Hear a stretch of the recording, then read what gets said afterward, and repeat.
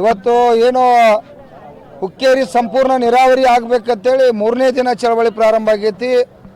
ಆದರೂ ಕೂಡ ನೀರಾವರಿ ಘೋಷಣೆ ಆಗಲಿಲ್ಲ. ಇದು ದುರ್ದೈವ.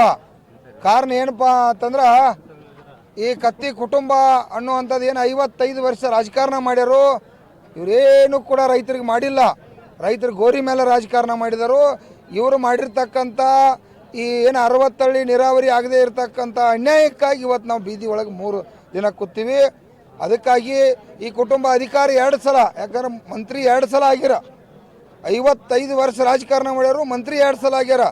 ವರ್ಷಕ್ಕೆ ಬರೀ 50 ಕೋಟಿ ರೂಪಾಯಿ ನೀರಾವರಿ ತಂದು ಮಾಡಿರಪ್ಪ ಅಂದ್ರೆ ಹುಕ್ಕೇರಿ ತಾಲೂಕು ಸಂಪೂರ್ಣ ನೀರಾವರಿ ಆಗ್ಲಿಕ್ಕೆ ಸಾಧ್ಯ ಇತ್ತು. ಆ ಕುಟುಂಬ ತಪ್ಪು ಮಾಡಿದ ಕಾರಣಕ್ಕಾಗಿ ಇವತ್ತೆಲ್ಲ ಜನಾಂದೋಲನ ಆಗಿ ಜನ ಜಾಗೃತ ಆಗಿ ಇವತ್ತು 3ನೇ ದಿನ ಹೋರಾಟ ಪ್ರಾರಂಭ ಆಗೈತಿ. ಅದಕ್ಕಾಗಿ ದಯವಿಟ್ಟು ನಮ್ಮ ಜಿಲ್ಲಾ ಉಸ್ತುವಾರಿ ಸತೀಶ್ ಜಾರಕಿಹೊಳಿ ಅವರು ಕೂಡ ತಮ್ಮ ಕ್ಷೇತ್ರದಾಗ ಕೂಡ ನೀರಾವರಿ ಆಗಬೇಕಾಗೈತಿ. ನಿಮ್ಮ ಕ್ಷೇತ್ರ ಅಷ್ಟೇ ಅಲ್ಲ, ಇಲ್ಲಿ ಮಲ್ಲಿಕಾರ್ಜುನ ಏತ ನೀರಾವರಿ ಅಂತೇಳಿ 21 ಹಳ್ಳಿ, ಆಚೆ ಕಡೆ ನಮ್ಮ ಬಾಡ ಭಾಗದಾಗಿರ್ಬೋದು, ಸಿರ್ಪುರ ಭಾಗದಾಗಿರ್ಬೋದು, ಇವತ್ತು ಕುಡಿಲಿಕ್ಕೆ ನೀರಿಲ್ಲ, ಜಾನುವಾರುಗಳಿಗಿಲ್ಲ, ತಿಂಗಳಿಗೊಮ್ಮೆ ನೀರು ಬರತ್ತವು. ಇವತ್ತೇನಾದ್ರು ನೀರಾವರಿ ಇದು ಆಗಬೇಕಪ್ಪ ಅಂದ್ರೆ ನಮ್ಮ ಬೆಳಗಾವಿ ಜಿಲ್ಲಾ ಉಸ್ತುವಾರಿ ಸತೀಶ್ ಜಾರಕಿಹೊಳಿ ಅವರು ಮನಸ್ಸು ಮಾಡಿದ್ರೆ ಮಾತ್ರ ನೀರಾವರಿ ಆಗ್ತತಿ. ಅವರು ಬಂದ ಇವತ್ತು ನೀರಾವರಿ ಘೋಷಣೆ ಮಾಡ್ತು, ನಾವು ನೀರಾವರಿ ಮಾಡ್ತು ಅಂತ ಮಾತ್ರ ಮಾತು ಕೊಟ್ಟಾಗ ನೀರಾವರಿ ಆಗ್ತತಿ. ಅದಕ್ಕಾಗಿ ಜಿಲ್ಲಾ ಉಸ್ತುವಾರಿ ಸತೀಶ್ ಜಾರಕಿಹೊಳಿ ಅವರಲ್ಲಿ ವಿನಂತಿ ಮಾಡ್ಕೋತಾ ಇದ್ದೀವಿ, ದಯವಿಟ್ಟು ಇಲ್ಲಿ ರಾಜಕಾರಣ ಬೇಡ.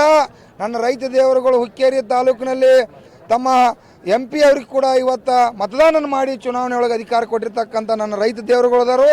ತಾವ ಈ ಪಕ್ಷ ಜಾತಿ ಭೇದ ಬಿಟ್ಟು ತಾವ ಹುಕ್ಕೇರಿಗೆ ಸಂಪೂರ್ಣ ನೀರಾವರಿ ಮಾಡಲಿಕ್ಕೆ ಈ ವೇದಿಕೆಗೆ ಬಂದ ತಾವ ದಯವಿಟ್ಟು ನೀರಾವರಿಯನ್ನು ನಾವು ಮಾಡ್ತೀವಿ ಅನ್ನುವಂಥ ಭರವಸೆಯನ್ನು ಈ ರೈತರಿಗೆ ಕೊಟ್ಟ ಧೈರ್ಯ ತುಂಬತಕ್ಕಂಥ ಕೆಲಸವನ್ನು ಜಿಲ್ಲಾ ಸತೀಶ್ ಜಾರಕಿಹೊಳಿ ಅವರು ಮಾಡಬೇಕು.